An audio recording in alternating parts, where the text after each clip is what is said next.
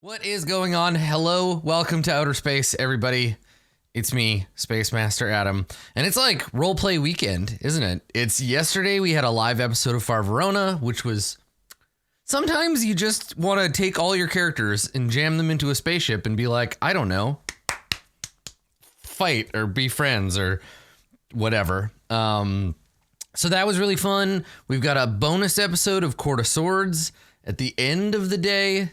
And right now, I'm finally getting an opportunity to sit down and do something that I've been kind of like rolling around in my brain for months, honestly. Maybe almost as long as a year. I've been thinking about Verona. I've been thinking about the faction turn.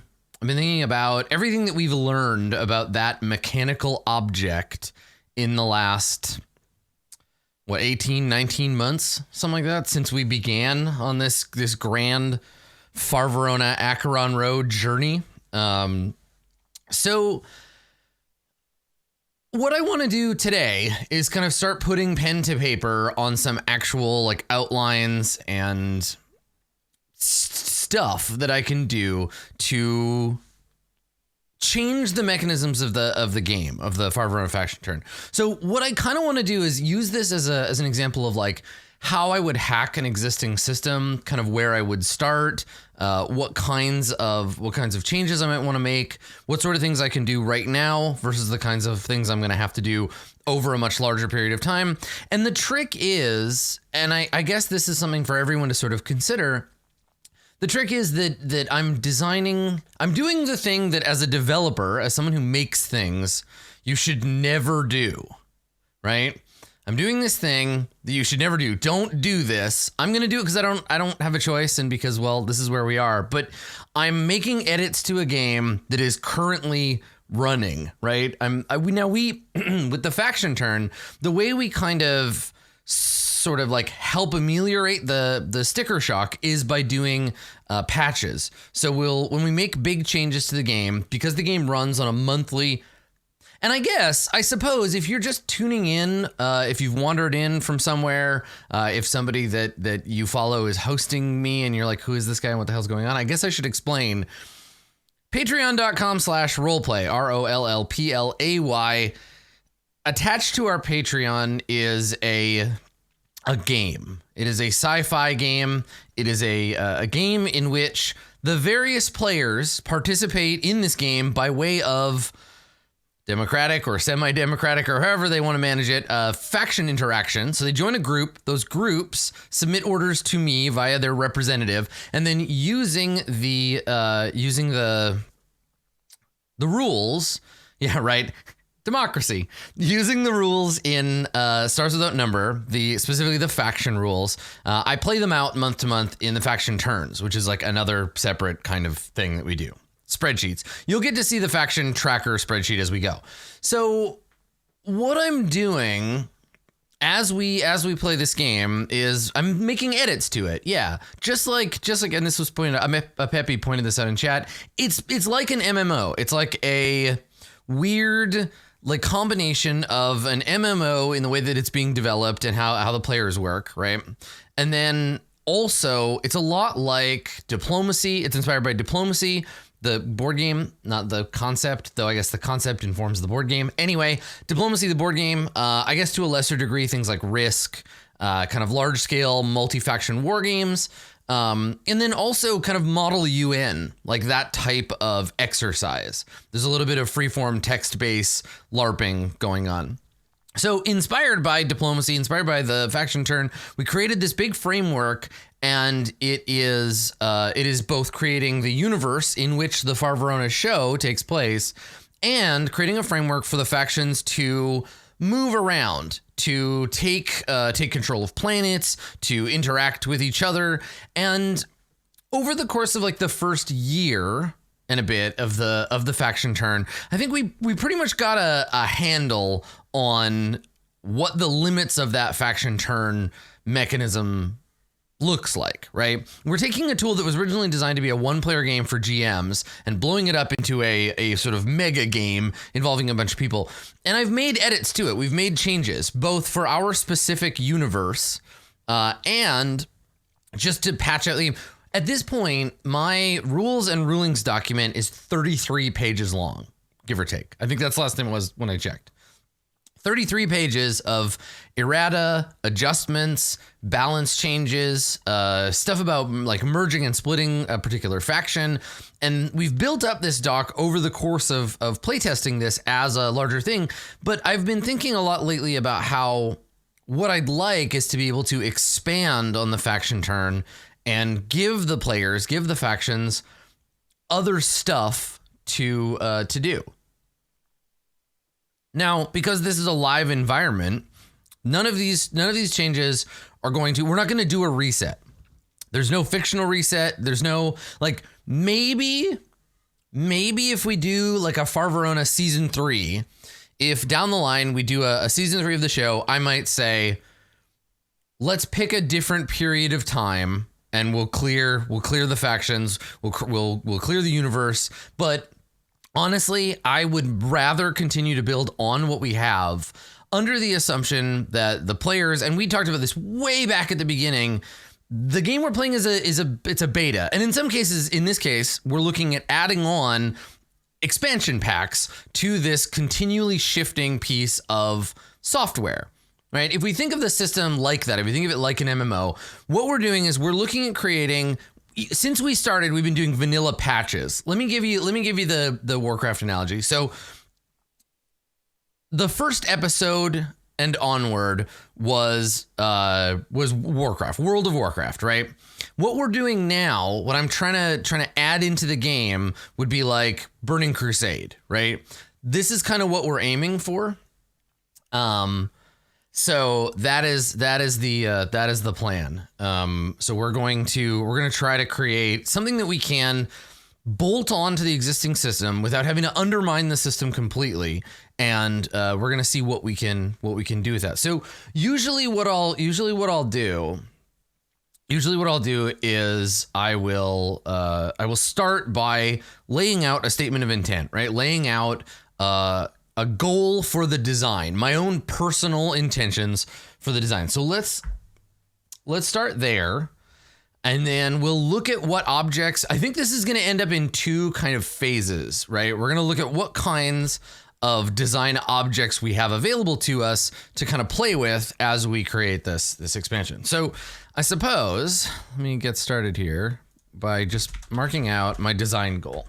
So the purpose of this design is to expand the faction turn, giving player factions more options and alternate win conditions. I'm going to put that in quotes because you can't really win. I mean, you can retire, as we saw with the High Church.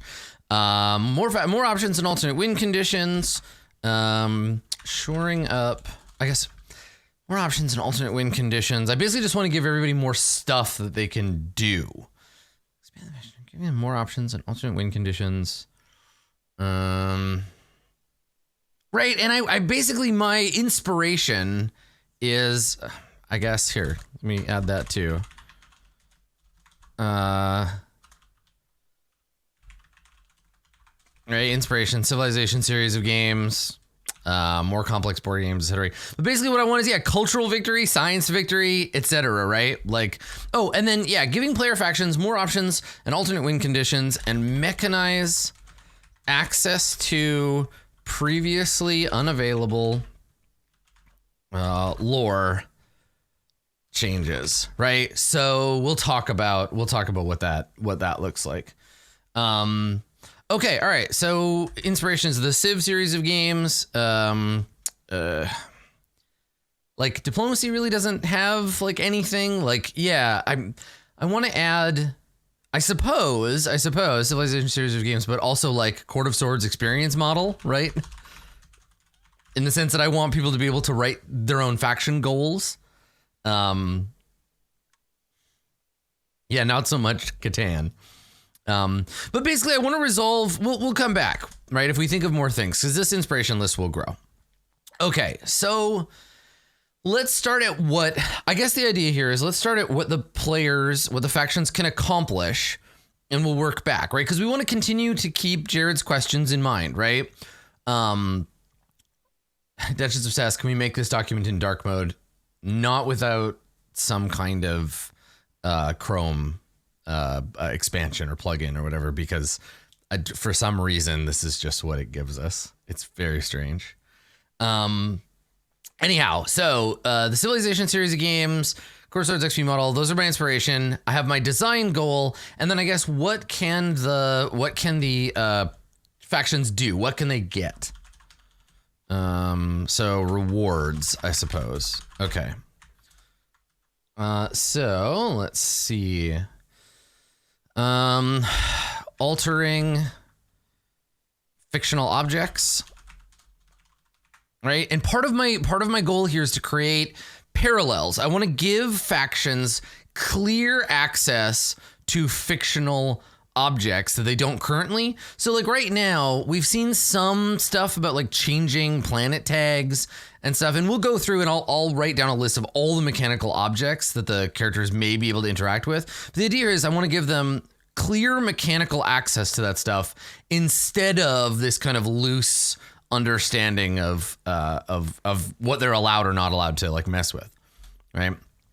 So altering fictional objects, I want to give them the ability to achieve cultural influence, and I have an idea for a subsystem here.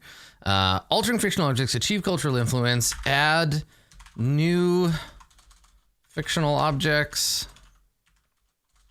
and again, we'll go through and figure out what that shit looks like.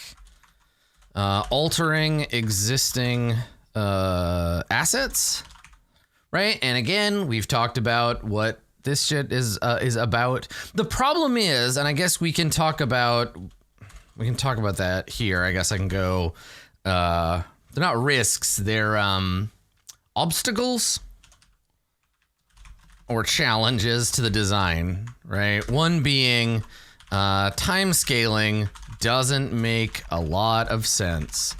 Long-term goals are impossible. Like repopulating a planet or terraforming or like things that would take years, we just don't have the scale for those things. So every time somebody asks me like, can we fix our environment? Can we fix the atmosphere? I'm like, I want to say yes. And I want to tell you what kinds of things are required, but the game just doesn't exist in that time scale, right? The game's time scale is loose and wobbly anyway. It's really less like month 1 we did this, month 2 we did this, month 3 we did this. It's really more the order in which things happened. I don't really, like if something happened on turn 15 and then something happened on turn 16, they're not separated by a month in game. They're just one thing happened and then another thing happened.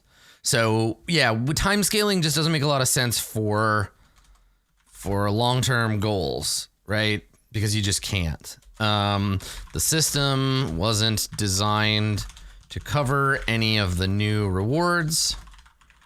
We're playing a beta of a playtest of a hack of a system not designed to do most of what we're looking for, right?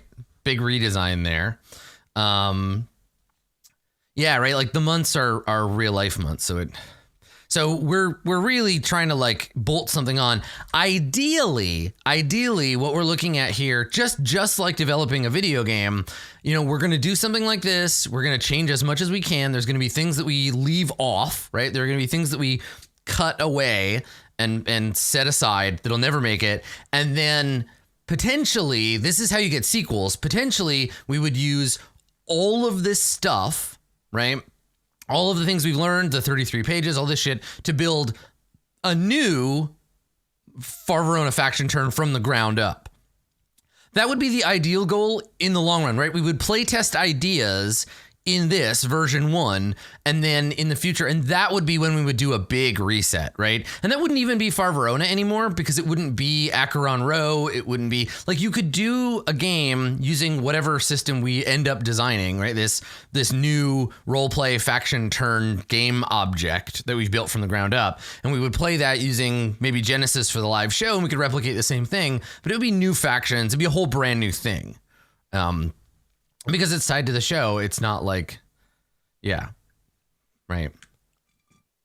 On the plus side, these materials are going to be, as I design them, they're going to be available for people to like play on their own, right?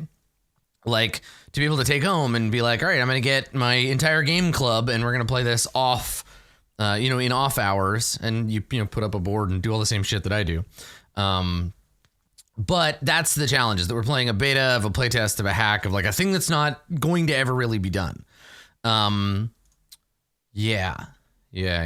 So it's a whole other thing. But for now, what we're doing is we're building this thing. So I guess some other things like considerations, like these aren't really.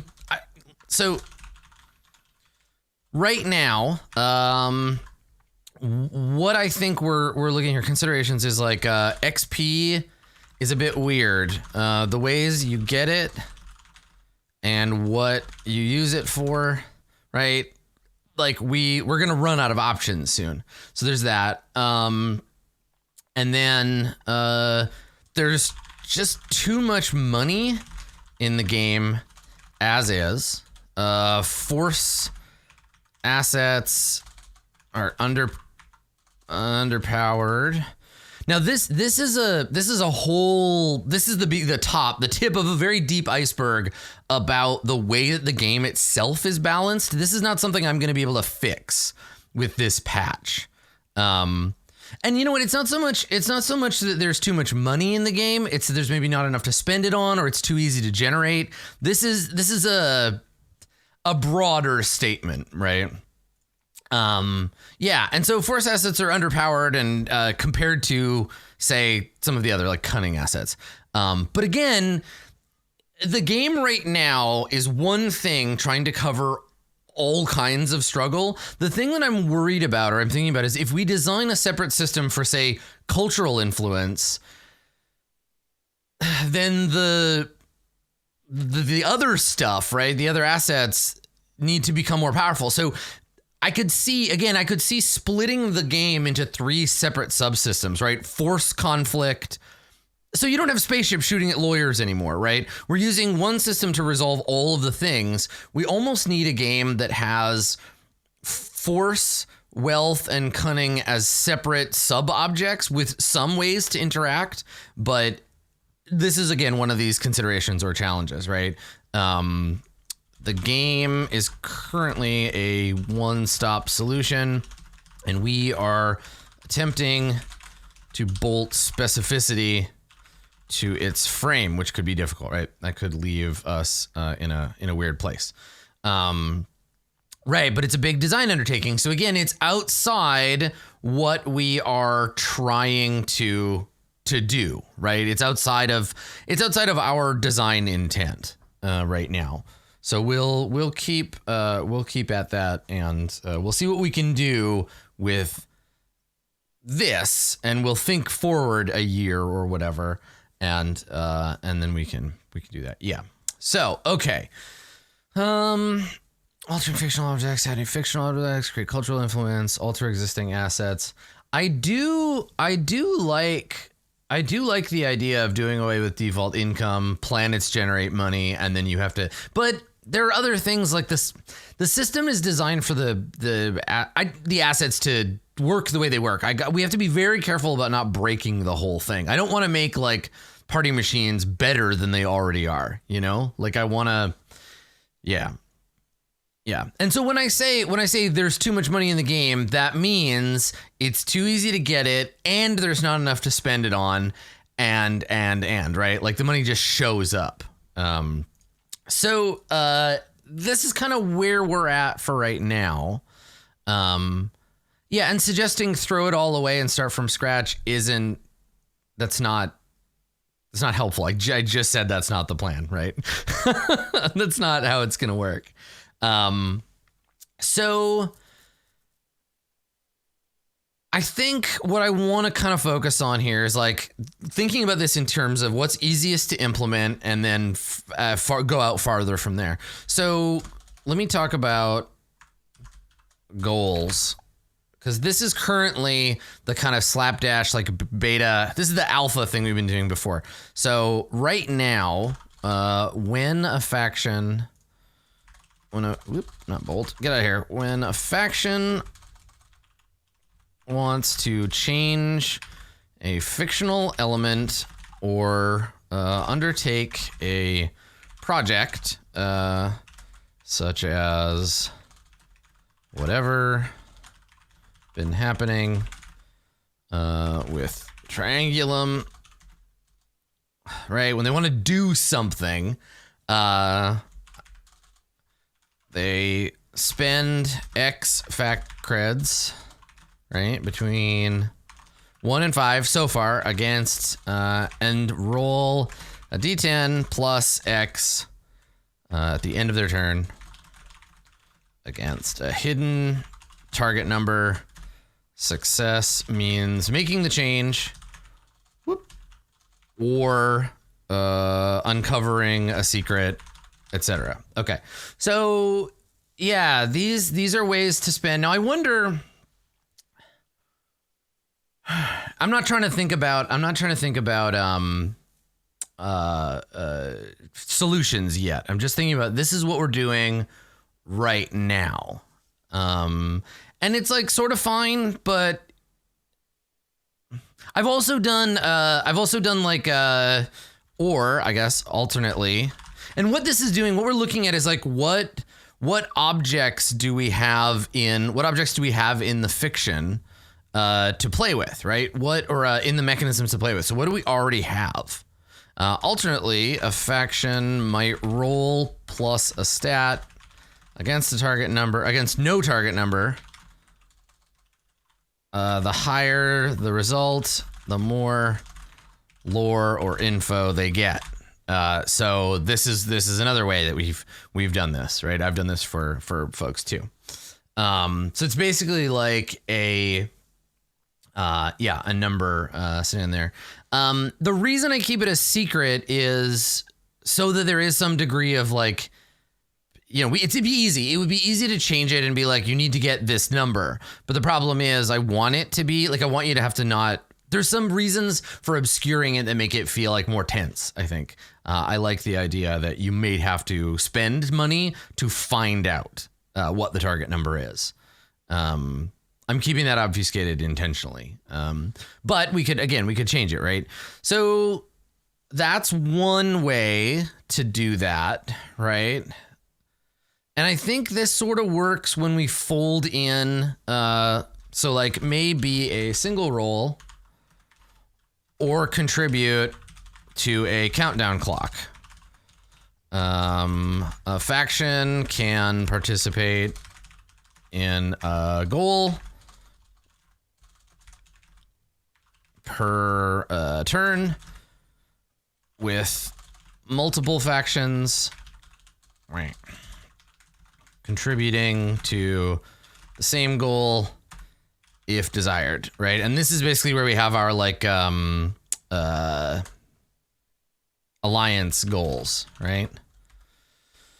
I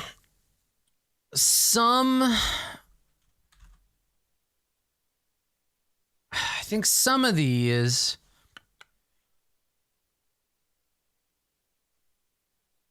yeah, I mean, I hear you. I hear there are reasons to do it or to not do the obscured number. That's a thing, right? It's not taking away from your action economy if you fail your roll. It's supposed to be a bonus thing, but that might change, right? Again, we're looking at how we're doing it now versus how I kind of want to do it.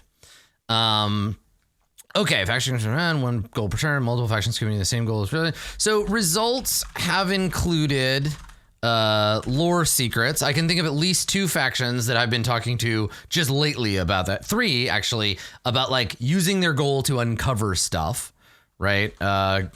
Changes to faction or planet tags. And I think so far that's been about it.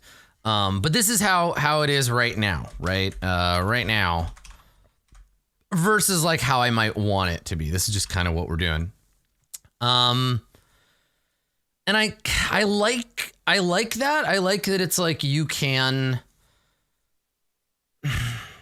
I like that you can have that you can have a goal in place that you can kind of like pursue, that I can come up with requirements on the fly, right? So I guess this is the other thing. Requirements might include a specific asset in a specific place, planetary government, permission from another faction, a spend of a certain amount of fact creds, required tech level, or any combination thereof. And this bit, all of this stuff is, and this is another inspiration, the Savvy Head workshop move from Apocalypse World, right? Which in Apocalypse World, basically the Savvy Head, which in this case, the analogy is the Savvy Head in Apocalypse World has a move that where they go to the GM and they say, I want to do this. I want to do this thing. And the GM says, okay, this is what it's going to require. And in our case, it might be, you need to be the planetary government of this planet. You need to spend 30 faction credits over the course of a certain amount of time and make 3 successful rolls. And usually when you do that thing, you get access to something special in the lore. You might get access to a new unit. You might have some kind of like bonus to your faction. And there's usually an XP reward.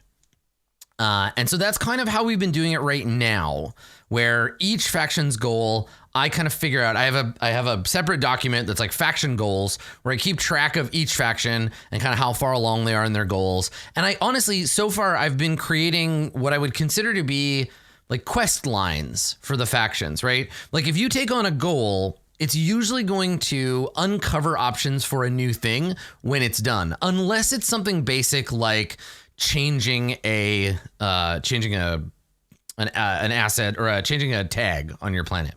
So I think the trick is, to figure out how to patch this stuff in, right? How to figure what stuff I can add without being super disruptive all at once, right? I'm definitely trying to not go for a big, massive change. So right now these goals are kind of where we stand, but I want to look at what the game's mechanical objects and fictional objects are, right? So let's look at that.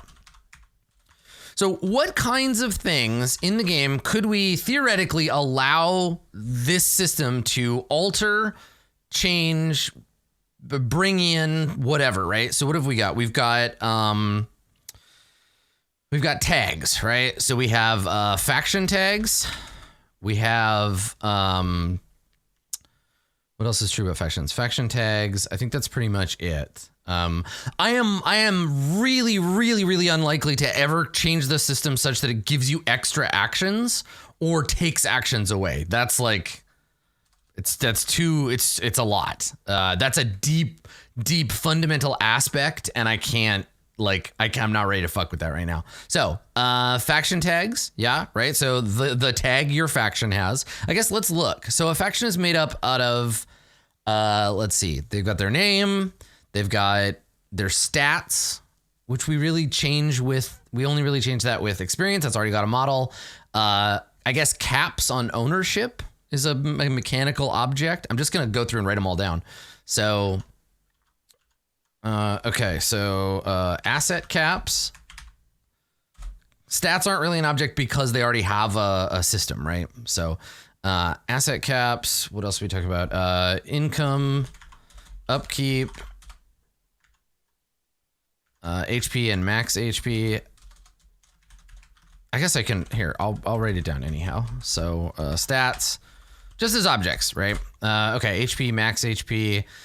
Their tag, the goal system like this. I don't know what this is going to look like when we're done. Obviously experience points are an object, right? You can earn them and change them. Relationship, this is something you don't have to roll for. Homeworld, there's already a system for moving. And that's pretty much how that goes. Okay. And then assets themselves, right? So I guess that's assets, which is to say cost, type, HP, attack, counter, right? Type, HP, attack damage, counter damage, and then upkeep. Okay. Oh, and then also like requirements.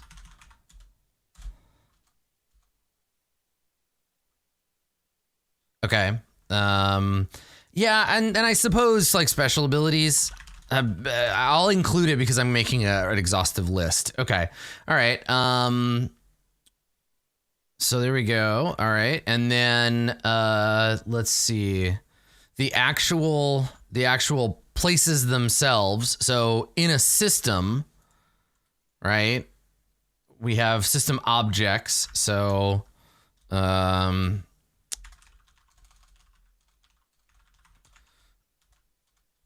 so like meteor or asteroid belts, stations, etc., right? That kind of bullshit. Can a faction have multiple faction tags? I mean, many of them do right now. Right? Upkeep is listed twice because there's asset upkeep, and then there's overall upkeep like limits and cost. So there's that object, and then system objects, and then there's planets. So like location. And I guess here, let me sub-aspect this. So planets are made up of their location. A planet is made up of atmosphere, temperature, biosphere, population. Atmo, temp, biosphere, temperature, biosphere, right? And these are all objects that you may be able to interact with, right? Population, tech level, planet tags. Population, tech level, planet tags. Okay.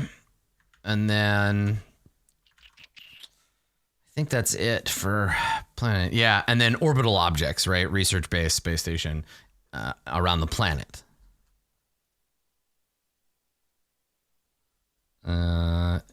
Yeah. Okay. So I guess orbital objects. Okay, so this is in system objects. Basically, these are just all the little like things you can touch in a game, right? All the things that mechanically make up the faction turn. And I think at a glance, that's pretty much what we got, right? Like, am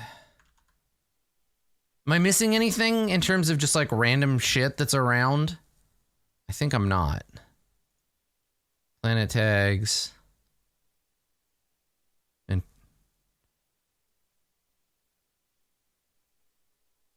this is an old map. I'm looking at an older version. Yeah, and then those like action types and how they can be used, that's already in there. That's in system objects. Right? Asteroid belts, stations, black holes. Okay. Okay, so I think resource requirements, social abilities, yeah, all of that makes sense.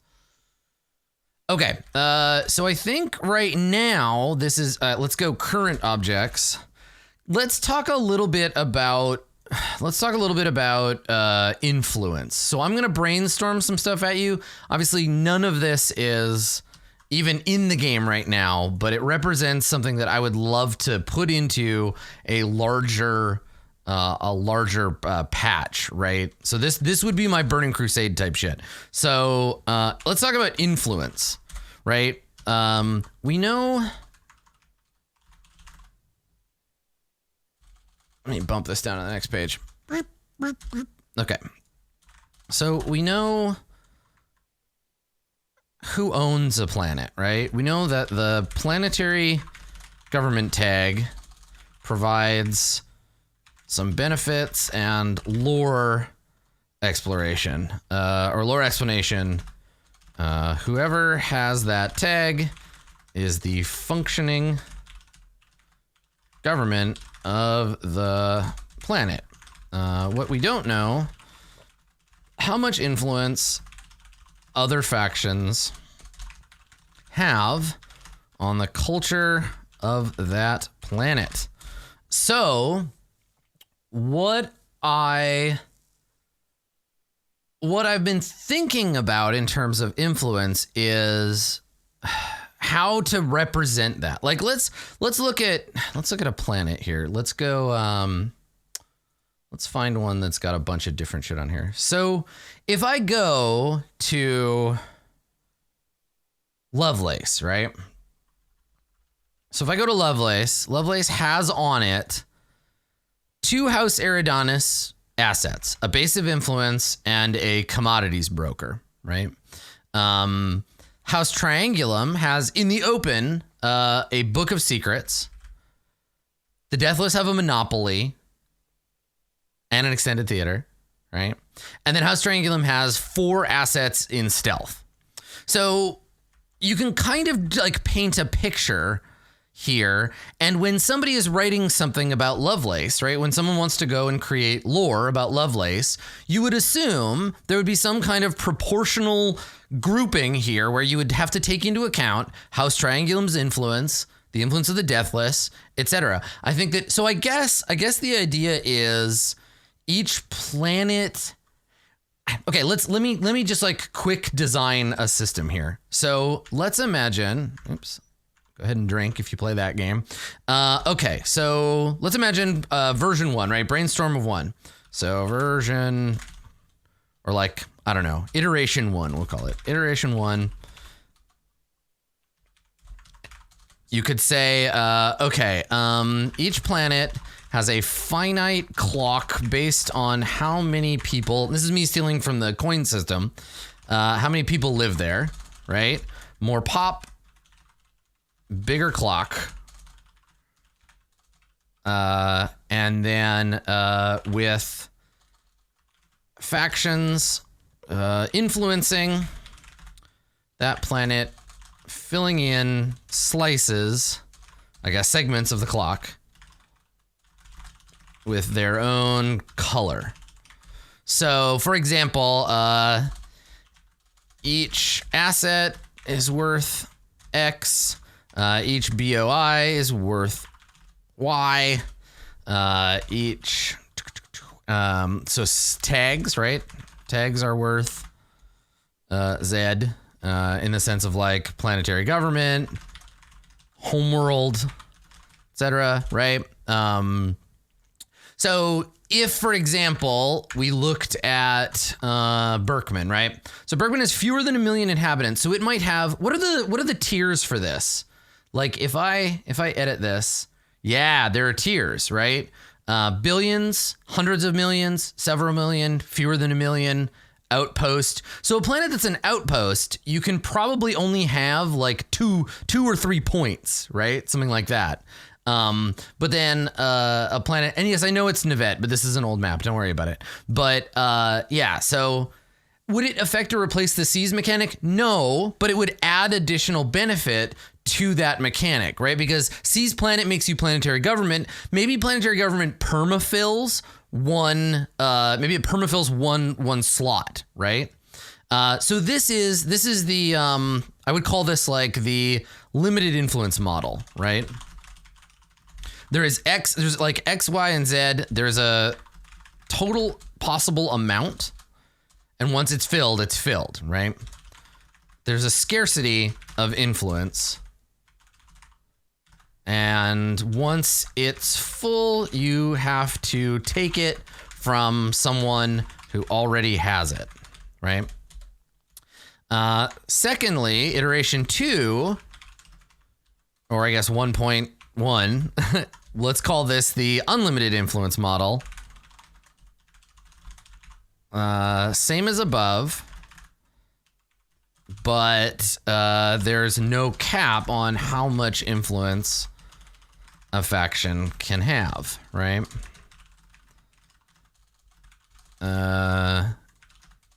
It's not a race.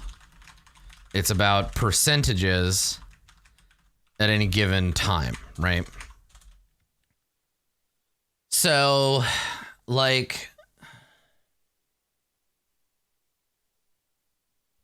the function's basically the same, right? Each asset is yada, yada, yada, right? We copy this thing, and then there's no scarcity. It's just like percentages. So when we need to understand influence, and this is getting a little bit, honestly, like a little bit Womb of Night, right? There's some overlap with Womb of Night here, where it allows you to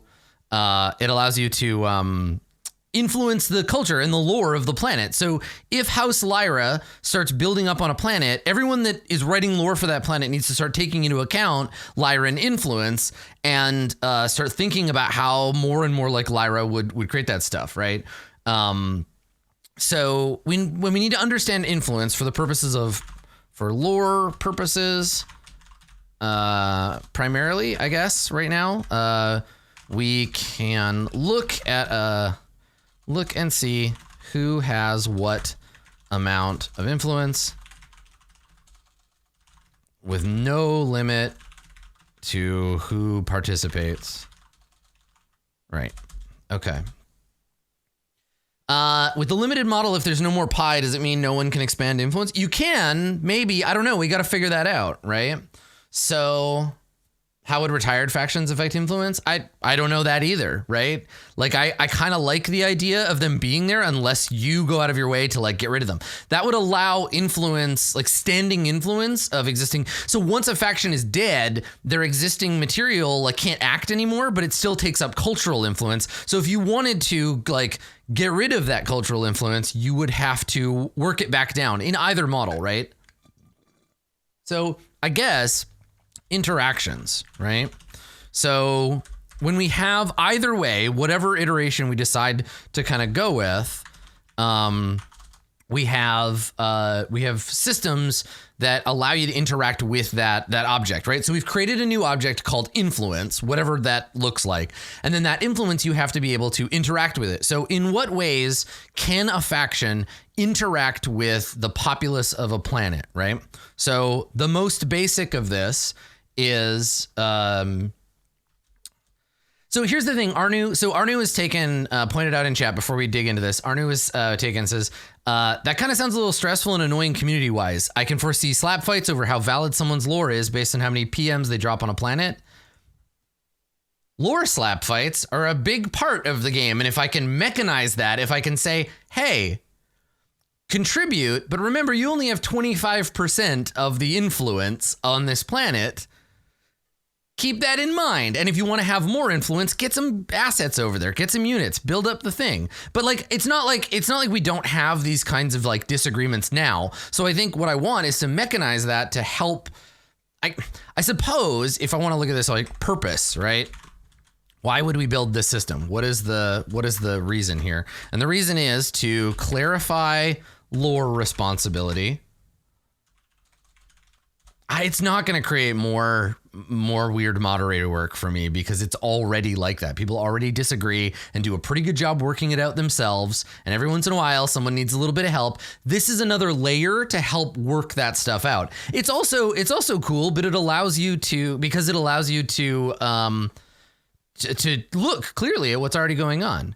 And yeah, I mean, the things that people are concerned about, like, isn't it going to make it so big factions become lore gatekeepers? Wouldn't factions overpower others? That's how it works already. Like, if you own a planet, if you have more units on a planet, you already have more right to talk about that lore. And yeah, like part of what will help here is that if you have more influence than an imperial faction, then you don't have to get their stuff approved, right? Like the idea here is that it gives people who have a firm hold, you have to put a firm mechanical hold on things if you want to be able to write lore about them. And that's always been my intention, right? So you need like to get access to it. And this is not an enforced thing. I'm not going to go around like deleting wiki articles because you don't have enough influence. It's just a way to tell you, like a role-playing game has rules to tell you what to say and when, right?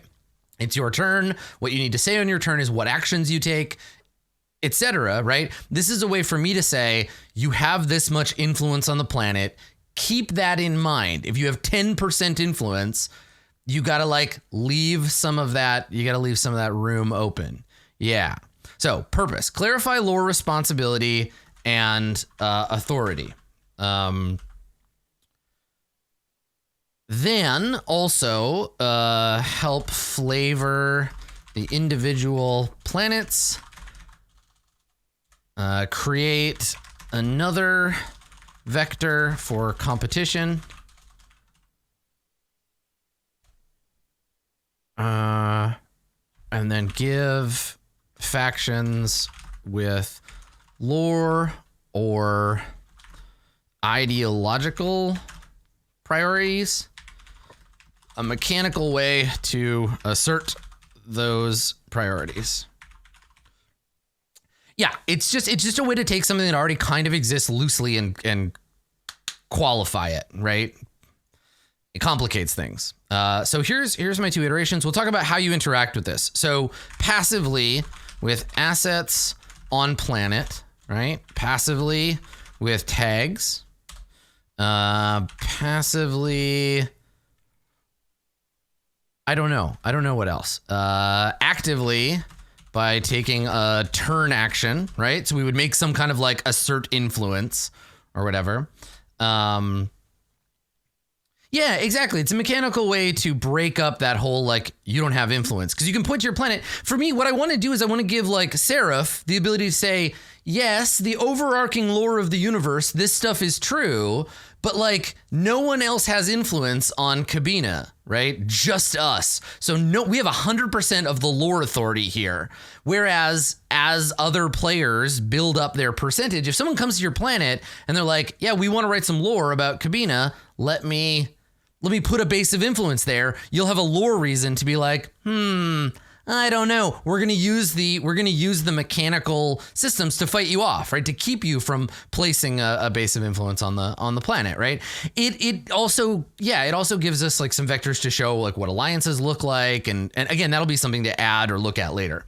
So how else can we interact with this? Passively with assets, passively with tags, actively by taking a turn action, actively by using an asset ability, right?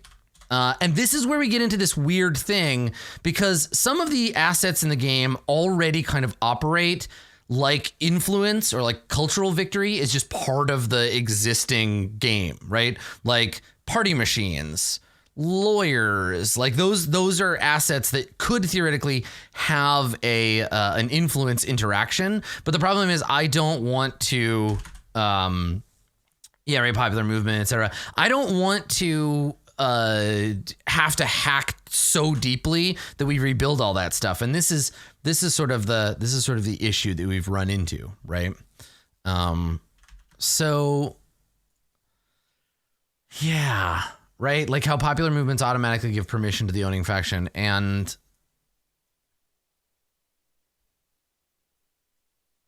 it's a question of figuring out how, like, are these literally percentages? Are they out of 100?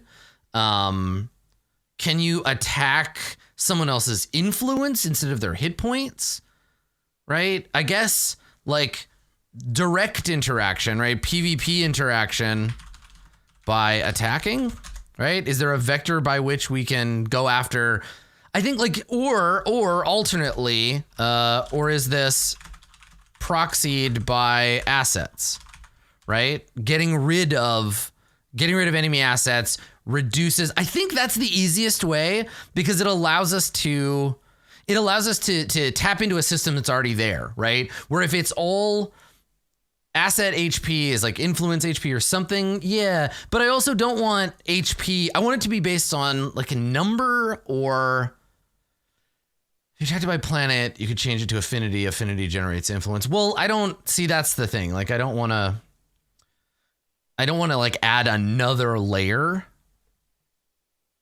I guess also maybe like passively by extension, right? Like influence, adjacent influence increases. Like if you own 3 planets in a row, all your planets get a default of +1 influence.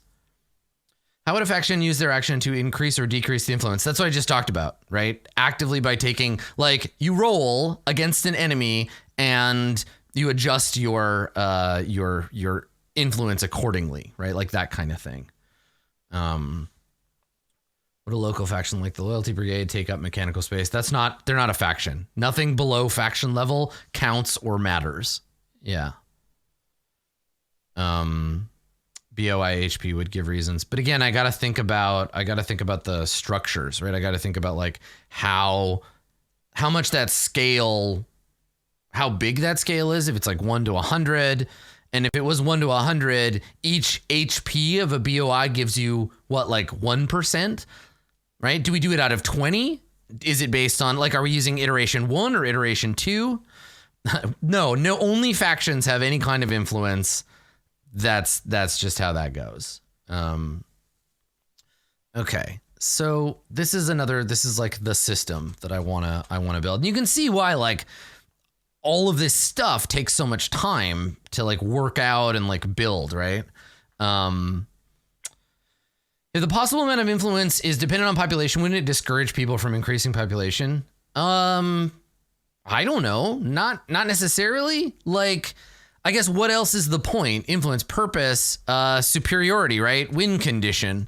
Like influential superiority in the sense of like, maybe you can retire after you get X influence. Like I could see Trilliant. Okay, here's the thing. Let me give you an example. So the Trilliant Expanse, that could be like an influence project. And once they reach a certain amount of influence on a certain number of planets, they could then, like the High Church, Trilliant could retire from the faction turn and cement the Expanse as like a finished thing. It is a built section, like the Empire. It becomes a given in the universe, and you can still like fuck with it, but planets in the Expanse will always have like a locked amount of influence or something like that, where I think if you retire, it's like you're like the High Church, your lore kind of gets like fixed in the system in a specific way. So an important point is that most assets can be moved around easily, whereas a lot of lore is meant to represent long-term things. Yeah, right. Like I think the more assets you have, the more influence you have, for sure. And I like the unlimited model because it does allow us to just look at things relative to each other. But the problem is that I want planets with a higher population to be more valuable for influence, right? Like I want, again, going with like the coin series. And let me show you an example. Let me see if I can find a map. So coin series, let's say, let's look up Fire in the Lake map. Let's see if I can, if I can find one here.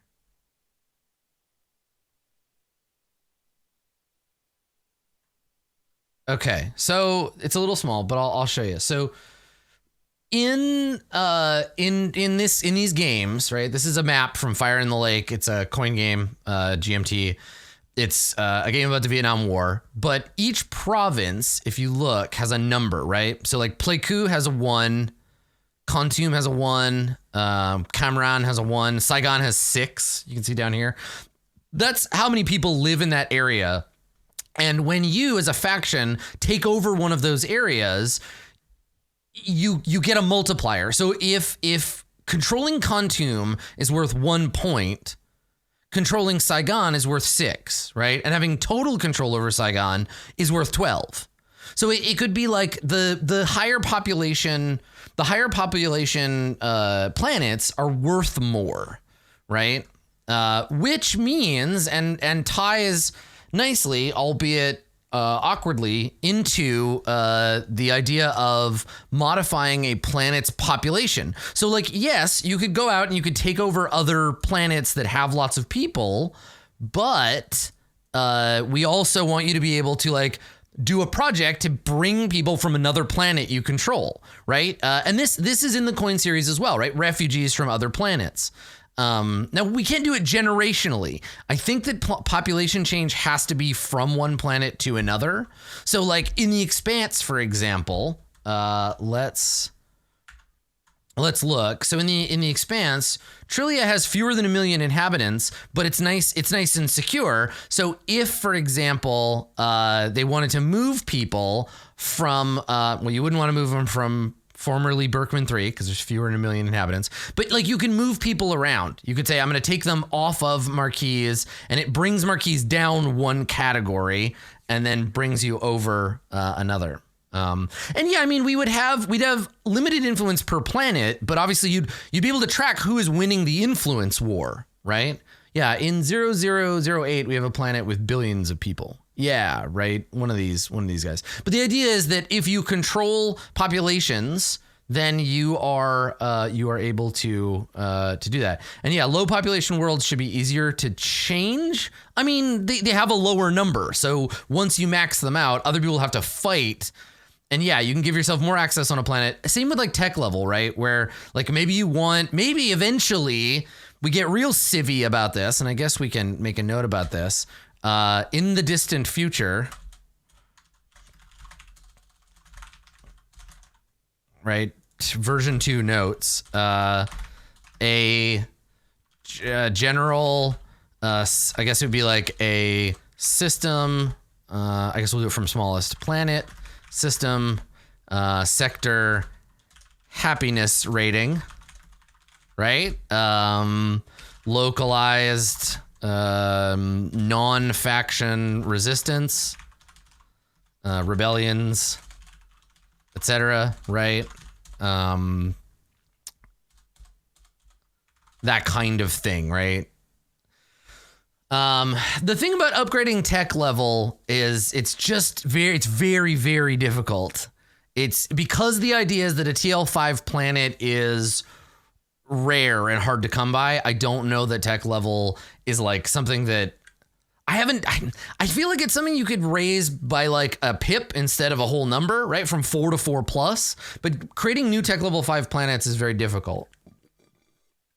What's interesting though, and this is something that I definitely am like interested in, is I wonder how easy it would be to create, just make the sector bigger, just expand the map, because we know that you know, this isn't necessarily everything that's out there, but the idea of finding new worlds, right? Expanding out from the corners of the known universe, refinding planets, that kind of thing. And I definitely think that's possible, but I want it to happen fairly slowly because it gets very out of hand very quickly. But the idea of building this thing, and then yeah, also like changing where things are, because again, we remember this is the flexibility we have, that just because Lodestone can jump around doesn't actually move. So being able to move planets and stuff is a thing. It's totally reasonable within the game setting, and creating new sector edges is a thing for sure.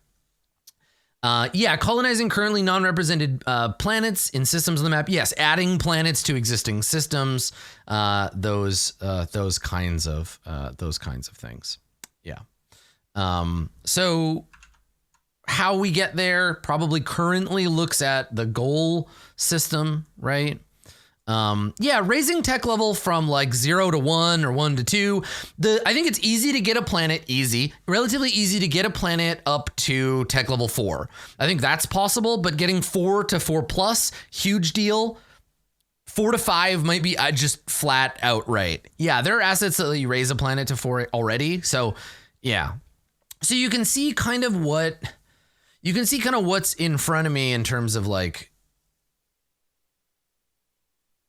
difficulty, like how much I want to change the system, but all of the little bits and pieces that I have to design to make that work. So for now, this is kind of where we've been at, but there's just so much other stuff that I'd love to add. I think I'm most interested in the influence stuff right now, because I think we can add that without like really deeply fucking with the game too much. I just need to do the math on figuring out like the value of assets and like how we tie this into like cunning and I just don't think it's possible. Like I'm gonna just flat out say raising a planet from 4+ to 5 astronomically difficult. Like I just, because I don't want to break the game, because if it becomes possible, then people will focus on it, and pretty soon all the planets will be tech level 5 because everybody wants that, right? There's a reason why they're so scarce, and I think I want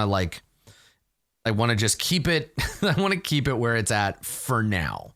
But these ideas of creating influence and stuff, that is certainly possible. So I don't know. Let me look. Let's look right now at goals, right? Because for me, would a tag like cultural power affect influence modifiers? Yeah, the rogue, we already talked about that, right? Influence passively with tags, right? Yeah. So no, it's cool. So I guess let me look at these current objects that can be changed and what may be possible and what definitely isn't possible with this this system. So give me a second. Let me actually, you know what? I'll just highlight them. We'll just do that. Okay, so faction tags, yes, you can definitely change those with a project. Oh, that didn't turn out very nice.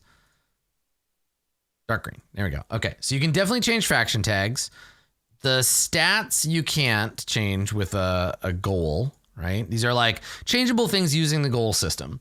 Asset caps, like, I mean, I guess so.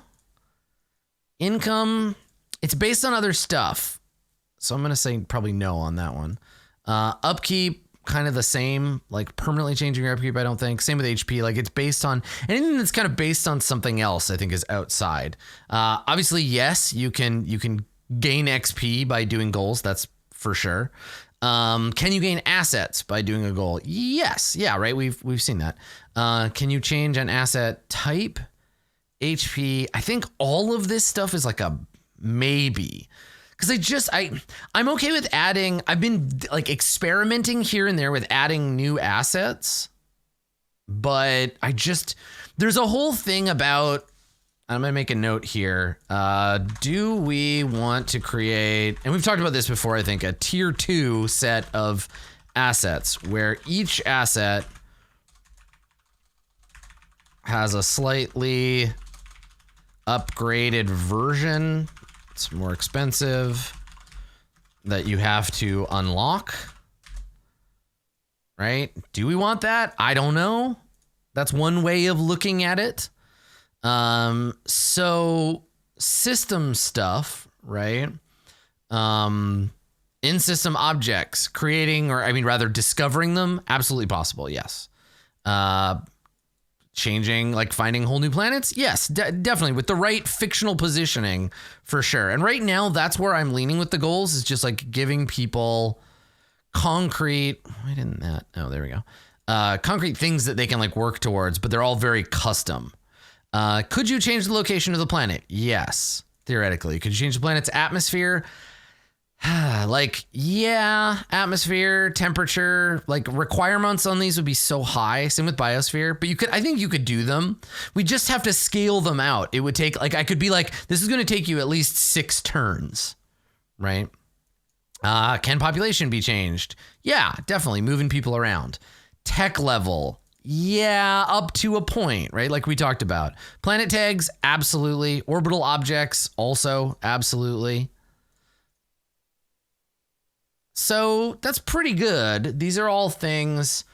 The funny thing is location is actually not the hardest. Like if you have access to fictional stuff that would allow it, like say you spent a turn working on a goal, unearthing lost Valen nav maps, you might find that, oh, hang on a second, this planet, we can put it somewhere else. Yeah.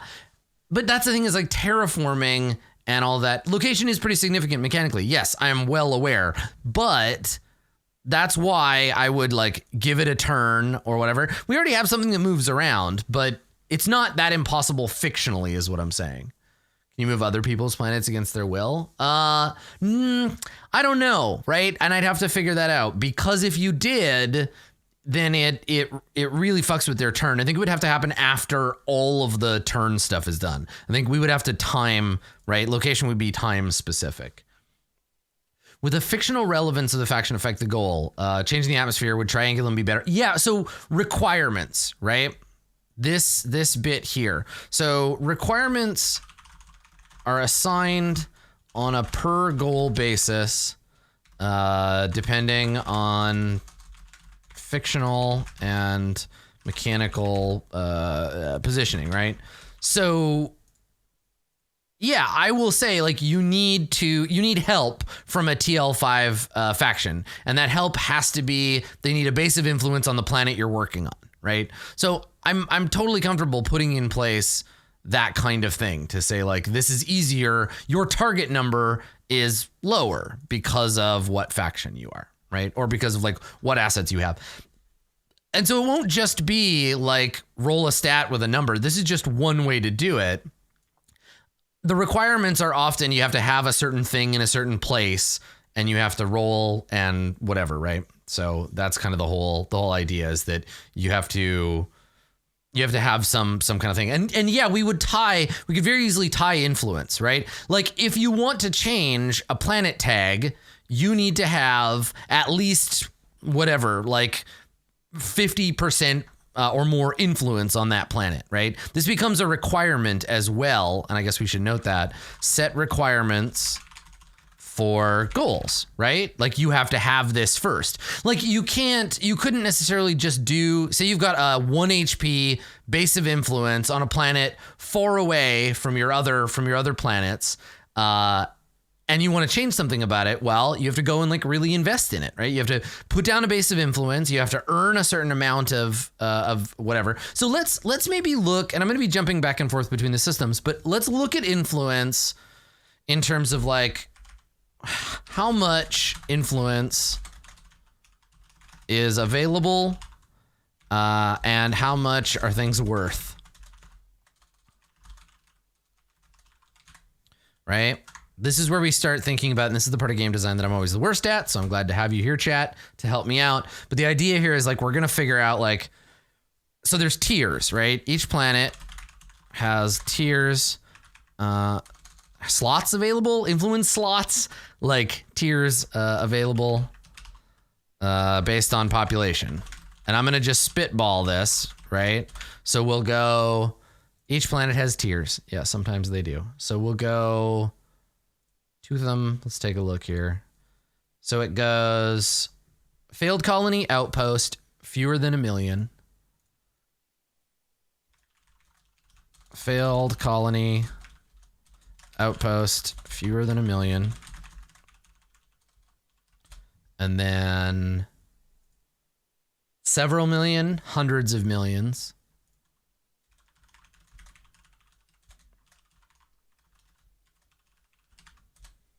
And then billions, I think is the highest.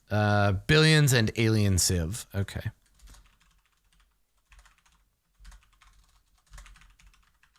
Okay. So failed colonies might be 0, right? Outposts might be like 1, fewer than 1 million. If we just do it like incrementally like this, like 3, 4, 5, and then I don't know, 1 maybe. And these are like multipliers, basically. So as they go up, something like that. Yeah, base of population, which act as because remember, most of game design in this phase, in this sort of pre-beta phase, is like, I'm not even trying to answer questions yet. I'm just trying to ask them, right? I'm trying to ask interesting questions. So which act as multipliers to influence, right? Okay. And that's per, now if they're multipliers like 8, 16, like that's a lot, right? I want these to be small. Like 4 and 5 are a big deal, right? So for example, okay, so each faction has assets and tags to add up influence. So let's say base of influence. This is going to be kind of weird. Say it's like 1 per HP. So if you have if you're the only faction on a planet, you have 1 Oh, that's true. Could have less than one to diminish influence. BOI is no. So so this thing is like one per hit point. So if you have a BOI that's 1 hit point on a planet with billions of people, you have 5 influence on that planet. But if you have one that's like 10 HP, your influence on that planet suddenly becomes 50, right?